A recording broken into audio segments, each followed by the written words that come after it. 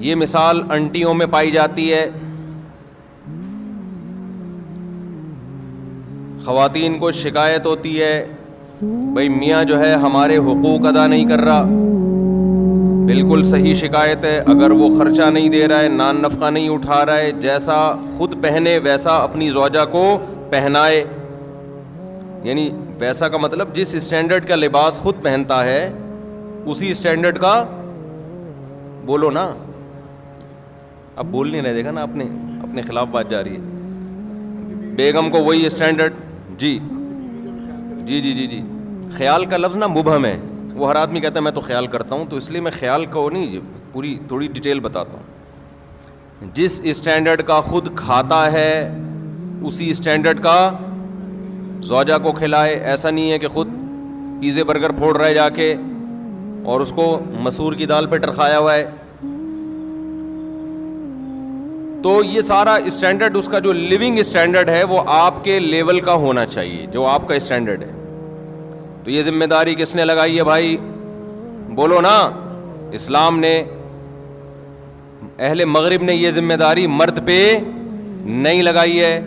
ہماری خواتین شکایتیں کرتی ہیں کہ میاں حقوق ادا نہیں کر رہا, یہ نہیں کر رہا, وہ نہیں کر رہا. بالکل صحیح ہے بھائی, اس کے باپ کو بھی کرنا پڑے گا. یعنی اس کے باپ کا مطلب یہ نہیں کہ اس کے باپ کو, اسی آدمی کو پیار سے اس کا باپ کہا جاتا ہے اردو میں. آج ہر آدمی اپنا باپ خود ہی ہے نا آج کل. لیکن یہی انٹیاں جب شوہر ان سے کہتا ہے کہ آپ میری مرضی کے بغیر گھر سے مت نکلو, بیگم جب کہیں جاؤ تو مجھ سے پرمیشن لو. صرف اطلاع دینا کافی نہیں ہے, شوہر کی پرمیشن کا ہونا ضروری. اسلام عورت کو باؤنڈ کرتا ہے کہ جب اس کی شادی ہو گئی ہے. اب آپ کہو گے مصعب کیا قومی ترانے سنانے لگ گئے ہیں؟ میں تھکا ہوا ہوں بھائی, میں ابھی سفر سے آیا ہوں. رات میرا بیان تھا اتنا لمبا پنجاب میں, تو جب میرا بہت زیادہ لمبا بیان تھا, رات بھر سویا نہیں, پھر صبح کی فلائٹ تھی, تو پھر یہ سر لگانا پڑتا ہے تاکہ میں بولتا رہوں, سمجھ رہے. تو انٹیاں جو ہیں وہ شکایت کرتی ہیں میاؤں کی کہ یہ ہم پہ روب جماتے ہیں. ان کو کیوں بتائیں ہم باہر جانے سے پہلے؟ کیا الٹی باتیں بھی شروع ہو جاتی ہیں. کیا میں کوئی فلم دیکھنے جا رہی ہوں؟ بعض دفعہ میاں کو محبت اتنی ہوتی ہے, بیگم کہیں جا رہی ہوتی ہے. ونس اپون اے ٹائم ایسا ہوا کرتا تھا, اب تو اس طرح آج کل اس طرح کی اطلاعات آ نہیں رہی ہیں. میاں کہہ دیتا ہے کہ آپ نہیں جائیں, میں ابھی گھر میں ہوں, میں چاہتا ہوں کہ آپ گھر میں رہیں. بیگم کہنی نہیں, میں اپنی اماں کے جا رہی ہوں یا کہیں بھی جا رہی ہوں. تو اسلام ایسے موقع پہ بیگم کو سپورٹ کرتا ہے یا میاں کو؟ میاں کو. سمجھتے ہو کہ نہیں سمجھتے؟ یہاں خواتین کہتی ہیں کیوں بھائی ہم کوئی غلام ہیں؟ کل میں نے رات ایک پنجاب میں ایک بہت بڑے بورڈ پہ دیکھا, ہم کوئی غلام ہیں. تو خواتین نے بھی یہ لفظ سیکھ لیا ہے, ہم کوئی غلام ہیں جو ہم بتا کے جائیں. ہے بھائی, ہم کیوں بتائیں کسی کو؟ تم کون ہوتے ہو پوچھنے والے؟ پھر ہر وقت کی پابندیاں لگائی ہوئی ہیں میرے اوپر, ہر وقت کی پابندیاں. ٹھیک ہے, یہ غیر اخلاقی حرکت ہے, ہر وقت کی پابندی. لیکن بہرحال عورت کو کیا حکم دیا جائے گا کہ وہ اس معاملے میں شوہر کی اطاعت کرے. آج کل جیسے مردوں نے حقوق ادا کرنا چھوڑ دیے تو خواتین بھی بہت ساری لبرل ہوتی جا رہی ہیں, وہ میاں کو بتانا ضروری نہیں سمجھتی. ایسے بھی کیسز آتے ہیں, میاں صاحب کہہ رہے ہیں بھائی ان سے نہیں بات کیا کرو, اس سے نہیں جی, تم کون ہوتے ہو روکنے والے؟ تو بھائی جب آپ میاں سے اپنے حقوق لے رہی ہو, کس کے نام پہ؟ اسلام اس کو پابند کر رہا ہے, سمجھ لیں آپ. اسلام کے علاوہ کسی کا باپ بھی شوہر کو پابند نہیں کر سکتا, خوب سمجھ لو. اور اسلام کی پابندی اگر نہ ہو تو کوئی بھی زوجہ کے حقوق ادا نہیں کرے گا, قانون کروا ہی نہیں سکتا. پھر یہ ٹاپک چینج ہو رہا ہے, کیا کریں یار. میں خواتین کو بتا رہا ہوں اسلام کی قدر کرو. یہ جو میاں پاکستان میں اور اسلامی ملکوں میں میاں جو خرچہ کرتے ہیں نا بیگموں کے اوپر، جو حقوق ادا کرتے ہیں، یہ اسلام کی وجہ سے کرتے ہیں، یہ گورنمنٹ کے لا کی وجہ سے نہیں کرتے. لا میں اتنی طاقت نہیں ہے کہ حقوق ادا کروا دے. گوروں نے کتنے زبردست لا بنا بنا کے مسلط کیے، انہوں نے بھی بالآخر ہتھیار ڈال دیے کہ بھئی قانون کے ذریعے شوہر عورت کے حقوق ادا کرے، یہ پاسبل نہیں ہے.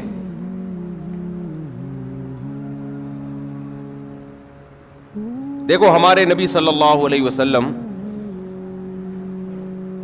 عرب میں عورت کو پاؤں کی جوتی سمجھا جاتا تھا، کوئی اوقات نہیں تھی. ہمارے نبی نے مدینہ میں جا کے قانون نہیں پاس کروایا کہ جو عورت کی توہین کرے گا اس کو اتنے سال کی جیل ہوگی. ایسا ہمیں کوئی یہ قانون سے یہ چیزیں گرفت میں آتی نہیں ہیں. قانون میں پہلے تو یہ توہین کی ہے کہ نہیں کی ہے، پھر توہین کی ڈیفینیشن کیا ہے. میاں کہہ رہے کہ ہمارے ہاں تو پیار سے گالیاں دی جاتی ہیں.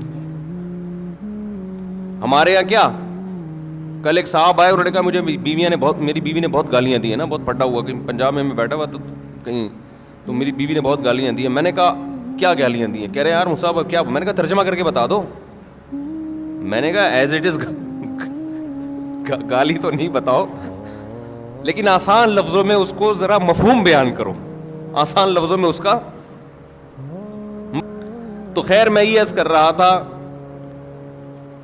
کہ نبی صلی اللہ علیہ وسلم کے دور میں بیٹی کو زندہ دفن کیا جاتا تھا. پاؤں کی جوتی سے بھی بدتر سمجھا جا رہا ہے کہ نہیں سمجھا جا رہا؟ تو آپ صلی اللہ علیہ وسلم نے قانون سازی نہیں کی ہے مدینہ میں کہ کورٹ میں عورت کیس کرے کہ شوہر توہین کر رہا ہے. یہ بہت مبہم چیزیں ہوتی ہیں، مبہم چیزیں ہوتی ہیں، اور قانون کے ذریعے ان چیزوں کی گرفت نہیں ہو سکتی ہے. بلکہ آپ صلی اللہ علیہ وسلم نے یہ بتایا کہ میں اللہ کا پیغمبر ہوں، اور دلائل سے ثابت کیا. اللہ نے اتنے معجزے دیے جس سے صحابہ کو یقین ہو گیا کہ آپ کس کے پیغمبر ہیں؟ اللہ کے. پھر قرآن میں اللہ نے آیتیں نازل کی، لَقَدْ كَانَ لَكُمْ فِي رَسُولِ اللَّهِ أُسْوَةٌ حَسَنَةٌ، تمہارے لیے پیغمبر کی زندگی میں بہترین نمونہ ہے. فالو کرنا ہے تو کس کو فالو کرنا ہے؟ پیغمبر کو. اب لوگ سمجھ گئے پیغمبر جو کرتے چلے جا رہے ہیں ہمیں وہ کرنا ہے، نہیں کیا تو پنشمنٹ کس کی طرف سے ملے گی؟ اللہ کی طرف سے. اب کوئی دیکھنے والا نہیں ہے، اب نہ کوئی وکیل کی ضرورت، نہ کیس کی ضرورت. کس کا خوف بٹھا دیا ہے؟ اللہ کا. تو پھر صحابہ نے پیغمبر کا عمل کیا دیکھا؟ مشہور حدیث ہے نا کہ ایک صحابی نے نبی صلی اللہ علیہ وسلم کی دعوت کی، آپ نے فرمایا عائشہ کو بھی بلاؤ تو آؤں گا میں. یہ جو ایٹیٹیوڈ ہے، یہ جو رویہ ہے زوجہ کے ساتھ، وہ صحابی بلا رہے ہیں نبی کو، اور آپ کیا کہہ رہے ہیں ساتھ میں؟ کس کو؟ زوجہ کو بھی بلاؤ. دل صاف تھے لوگوں کے، ان کے پاس اتنی گنجائش نہیں تھی. انہوں نے عرض کیا یا رسول اللہ یہ میں نہیں کر سکتا. آپ نے فرمایا دعوت کیا ہے؟ کینسل. پھر ان صحابی نے کچھ دنوں بعد دعوت کی، یا رسول اللہ آپ کی دعوت کرنا چاہتا ہوں. آپ نے فرمایا عائشہ کو بھی بلاؤ. صحابہ آپ کا یہ عمل بولو دیکھ رہے تھے، تو سیکھ رہے تھے نا کہ کیسے زوجہ کے ساتھ کیسا رویہ ہوتا ہے. انہوں نے کہا نہیں ہو سکتا. آپ نے فرمایا نہیں جا سکتا. پھر تیسری مرتبہ صحابی نے عرض کیا یا رسول اللہ آپ کی دعوت کرنا چاہتا ہوں. اچھا میرے سے یہ بیان خواتین سنتی ہیں نا، وہ کہتی ہیں ہائے کاش مفتی صاحب کتنے اچھے ہیں، اللہ اپنی بیگموں کے ساتھ کیسے ہوں گے. تو مجھے وہ لطیفہ یاد آتا ہے، جو مولوی اس طرح بیویوں کے حقوق بیان کر رہا ہوں نا، خواتین بڑی متاثر ہوتی ہیں کہ ان کے گھر والے کتنے خوش قسمت ہوں گے. ان کی تو کبھی دعوت ہوتی ہوگی تو کہتے ہوں گے بیگم کے ساتھ بلاؤ تو آؤں ورنہ میں نہیں آ رہا جاؤ. تو وہ لطیفہ تمام خواتین سن لیں. ایک آدمی جو تھا نا ڈرائیونگ کر کے اپنی بیگم کو لاتا، بیگم اگلی سیٹ پہ بیٹھی ہوتی، اس کی بیگم اسکول ٹیچر تھی، تو لاتا اسکول کے باہر گاڑی کھڑی کرتا، اترتا، بیگم کا گیٹ کھولتا، دروازہ نا لاک کھولتا، وہ جاتی تو خواتین دوسری دیکھتی یار کتنی رسپیکٹ دے رہا ہے اپنی، خود اترتا ہے ڈرائیوروں کی طرح دروازہ کھولتا ہے. باہر سے نا, تو رشتے آنا شروع ہو گئے. ایک اور شادی ہو گئی اس کی اسی چکر میں نا. خواتین نے خود کہ بھائی اتنی عزت دے رہا ہے یار, ہم میں بھی چاہیے اس کی بیوی بن جائیں ہم. 2 شادیاں ہو گئی. پھر بیگم کو, پہلی والی بیگم اسکول ٹیچر تھی, اس کو لے کر آتا, اترتا, باہر سے دروازہ کھولتا. 3 شادیاں ہو گئی بھائی. صحیح ہے نا. وہ بھی گھننا بنا ہوا ہے, بتا نہیں رہا ہے کسی کو اصل کہانی کیا ہے. اس نے کہا ہونے دو, خود سے آ رہا ہے بھائی. اور خواتین دیکھ رہی ہیں, متاثر ہو رہی ہیں بھائی, ماشاء اللہ ماشاء اللہ. پھر ایک دن آیا, دروازہ ایسے ہی کھولا تو چوتھی بھی ہو گئی. بعد میں پتہ چلا یہ دروازہ باہر سے کھلتا ہے, اندر سے لاک خراب ہے اس کا. جو دروازہ ہے اس کا لاک اندر سے خراب ہے. تو جب تک پوری تحقیق نہ کر لو نا بھائی, کسی سے متاثر مت ہو. تو ضروری نہیں ہے کہ جو مولانا صاحب ممبر پہ بیٹھ کے بڑے اچھے بیانات کر رہے ہیں خود بھی اتنے اچھے ہوں, یہ کوئی ضروری نہیں ہے. اس لیے زیادہ انسپائر ہونے کی ضرورت نہیں ہے. تو نبی صلی اللہ علیہ وسلم نے کیا فرمایا کہ عائشہ کو بھی بلاؤ. تو 30 دفعہ میں جب انہوں نے دعوت دی, تو جب آپ نے فرمایا کہ عائشہ کو بھی بلاؤ, تو انہوں نے عرض کیا کہ ٹھیک ہے. تو صحابہ آپ صلی اللہ علیہ وسلم کا یہ عمل اپنی آنکھوں سے بولو دیکھ رہے تھے. اب کوئی قانون سازی کی ضرورت نہیں تھی. اللہ نے پہلے بتا دیا تھا کہ تم نے فالو کس کو کرنا ہے, پیغمبر کو فالو کرنا ہے, ان کا رویہ دیکھنا ہے. حضرت عمر رضی اللہ تعالی عنہ کی زوجہ نے ایک دفعہ اونچی آواز سے بات کی تو وہ غضبناک ہو گئے کہ یہ کیا بھائی. تو انہوں نے فرمایا کہ پیغمبر, پوری حدیث کے الفاظ مجھے یاد نہیں ہیں, انہوں نے فرمایا کہ پیغمبر صلی اللہ علیہ وسلم کی زوجہ کبھی پیغمبر صلی اللہ علیہ وسلم سے اونچ نیچ ہو جاتی ہے. وہ اونچ نیچ ہوئی تھی نا, حضرت زینب نے حلوہ بنا کے بھیجا. حضرت عائشہ رضی اللہ تعالی عنہا مسجد نبوی میں حجرے کے باہر موجود تھیں, صحابہ کرام بیٹھے ہوئے تھے. حضرت زینب نے کچھ حلوہ بنا کے بھیجا. حضرت عائشہ رضی اللہ تعالی عنہا کو غیرت آئی کہ میری باری میں سوکن کی مداخلت کیوں ہو رہی ہے. امی عائشہ نے وہ حلوہ کی برتن اٹھا کے زمین پہ دے مارا اور اس کو توڑ دیا. میں اکثر اس موقع پہ کہتا ہوں بھائی, اگر ہم اور آپ میں سے کوئی ہوتا اور دوست بھی یہ منظر دیکھ رہے ہوتے تو غیرت کا مسئلہ بناتے کہ نہیں بناتے, اور دوستوں کو واقعہ سناتے کہ میری بیگم نے ایسے حلوہ میرے سامنے برتن توڑا, میں نے رکھ کے 2 لگائے. تیرا بھائی ڈرتا ورتا کسی سے, بولتے ہیں نا. ہمارے نبی صلی اللہ علیہ وسلم نے کیا فرمایا, سید الانبیاء, آپ نے اس کی ایک اچھی لاجک پیش کی. فرمایا غارت امکم, تمہاری ماں کو غیرت آ گئی ہے. یہ محبت میں ہوا ہے. سمجھ رہے ہیں کہ نہیں سمجھ رہے؟ ان کو یہ ہوا کہ باری میری ہے تو کسی اور کے گھر سے گفٹ کیوں آ رہا ہے, دوسری زوجہ کے گھر سے. تو یہ غیرت میں کیا, یہ کوئی غصہ نہیں ہوئے, زمین پہ بیٹھ کے وہ برتن اٹھا لیا. اور جب حضرت عائشہ کا غصہ ٹھنڈا ہوا تو فرمایا کہ برتن کے پیسے دے دینا. زمان تو آئے گا نا, اب یہ تو نہیں کہ غیرت میں آپ نے کسی کچھ بھی کر لو تو زمان تو آتا ہے نا. تو میں جب یہ حدیث پڑھی میں حیران ہوا. میں نے کہا یار اگر ہم لوگ ہوتے تو ہم یہ واقعہ 20 لوگوں کو بھی سناتے. بھائی تیری بھابھی نے ایسا کیا آج, اور تجھے پتہ ہے ہم سسرال سے ڈرتے ورتے نہیں.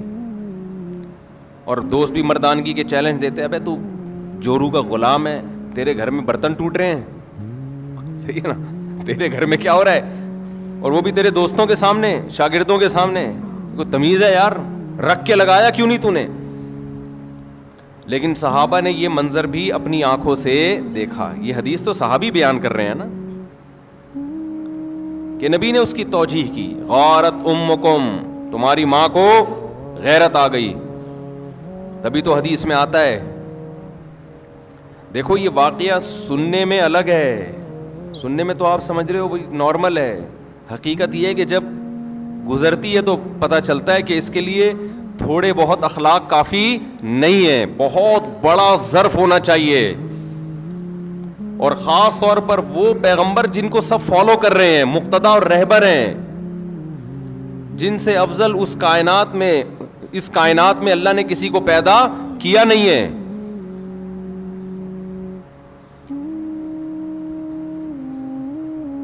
تو اسی وجہ سے حدیث میں آتا ہے کہ تم میں سب سے بہتر وہ ہے جس کے اخلاق اچھے ہیں, اور آپ نے فرمایا میرے اخلاق تم میں سب سے زیادہ اچھے ہیں. اور یہ بھی آپ صلی اللہ علیہ وسلم نے فرمایا خیارکم خیارکم لأہلہ, تم میں سب سے بہتر اللہ کے نزدیک وہ ہے جو اپنے گھر والوں کے ساتھ سب سے اچھا ہے. یہاں کہ پھر وہی بات آ جاتی ہے, ہم مغربی کلچر کو فالو کر رہے ہیں, ان میں گھر والے نہیں ہوتے, ان کے ہاں سب برابر ہیں. اسلام ترجیح کس کو دیتا ہے؟ رشتوں کو. دیکھو گورا تھینک یو سے بات کرتا ہے, ہر ایک سے اس کا تھینک یو برابر ہے, کسٹمر سے بھی وہی تھینک یو, عام آدمی سے بھی وہی thank you, excuse me, please, یہ جو ان کے الفاظ ہیں نا, یہ سب سے کیا ہیں؟ برابر ہیں. اسلام میں سب کے لیے برابر نہیں ہے. اسلام میں سب سے پہلے ماں باپ ہیں, پھر میاں بیوی ہیں, پھر بچے ہیں, بھائی بہن ہیں, یہ ہیں رشتے. آج کتنے لوگ دوستوں سے بڑی تمیز سے بات کر رہے ہوتے ہیں, ہو ہا ہی, گھر میں آتے ہی ایسے جیسے چنگیز خان نے بغداد پہ حملہ کیا ہے. گھر میں تمیز سے داخل ہی نہیں ہوتے, مسکراتے چہرے کے ساتھ داخل نہیں ہوتے, سلام نہیں کرتے. جو میں نے آبزرو کیا ہے نا, جس کی لاٹھی اس کی بھینس, جو پاورفل ہے نا وہ حاوی ہے بس. مرد اگر پاورفل ہے تو وہ حقوق نہیں دے گا, وہ دبائے گا حقوق. عورت طاقتور ہے تو وہ مرد کو کھا جائے گی, مرد طاقتور ہے تو عورت کو کھا جائے گا. جس کی لاٹھی اس کی بھینس. جب اللہ کے خوف سے حقوق ادا ہوتے ہیں, اللہ کی چاہت میں حقوق ادا ہوتے ہیں, تو آپ طاقتور ہو تو بھی حقوق ادا کرو گے, آپ کمزور ہو تو بھی, کیونکہ آپ کو پتا ہے کہ میں کس کی وجہ سے حقوق ادا کر رہا ہوں, مجھ پر کون ہے؟ اللہ ہے, میں اس کو راضی کرنے کے لیے کر رہا ہوں. تو میں اس کر رہا تھا کہ جب تک اللہ کا یقین اور اللہ کی سزا کا خوف اور اللہ کی جنت کا یقین نہیں ہوگا, انسان ایک دوسرے کے حقوق بھی ادا نہیں کریں گے.